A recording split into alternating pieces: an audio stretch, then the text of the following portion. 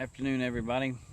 A little late on my Front Porch Chronicles today, but I finally got to a point where I could sit down and focus for a minute, and I'm now in 1 Peter chapter 4, and I'm in the first half of 1 Peter chapter 4, and some of the interesting things that I'm working with now is kind of looking at where what Peter tells everybody in this part of his letter applies to my life, and where I haven't done these things yet.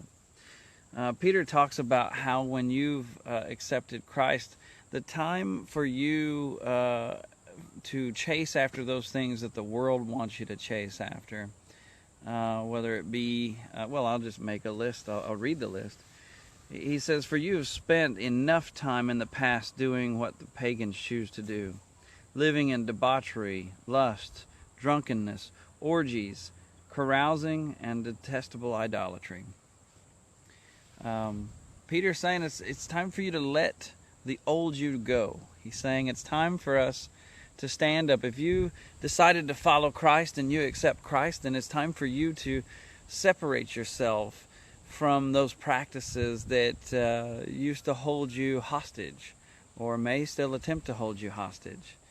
If you find yourself as a Christian still having people try to pull you into going out to bars and getting drunk, or you have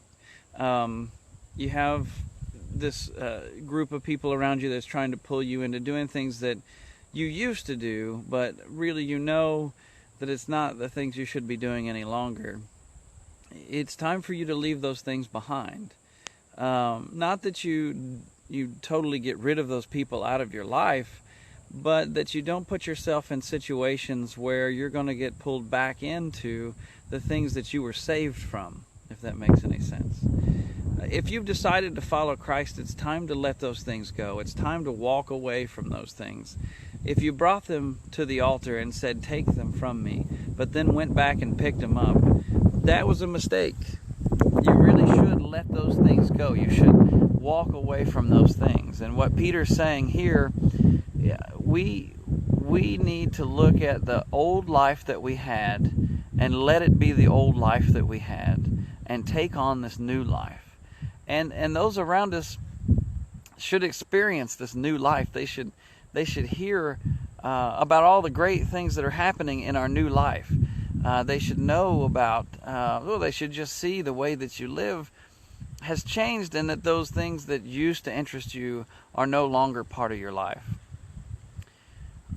Doesn't mean that your life has to be boring. It doesn't mean that the joys of your life are gone. In fact, you'll find more joy once you let those things go that you thought you had joy in. You know, one of the things that I remember when I first started my Christian walk, I'm not sure I was really a Christian, because I'd go to church hungover from the night before from parties that I had thrown at my house. And I didn't even feel convicted at first. I mean, I didn't even really feel wrong to sit in a pew and to be sick to my stomach or still even drunk from the night before. And the reason was I had not fully put Jesus Christ Lord of my life. When I finally put Jesus Christ Lord of my life, I finally walked away from those things that changed it. It made my life something that I am proud to live now. I'm excited to be a follower of Christ, because I no longer do those things, and I'm no longer part of those things that were taking my life and destroying it. Sitting in a pew drunk, sitting in a pew hungover. How ridiculous is that? What's the point of me sitting in a pew like that? And the real reason was because the world kept trying to get back into my life. In fact, I wasn't even finished pushing the world out, and I was fighting for its place in my life. And that's what's going to happen as you accept Christ as your Savior. You're going to find that the world's going to continue to pull on you. It's going to continue to try to get you to get back in those places of imprisonment and enslavement. Don't go back to that. Don't go back to that. And if you haven't let it go now. Let those things go.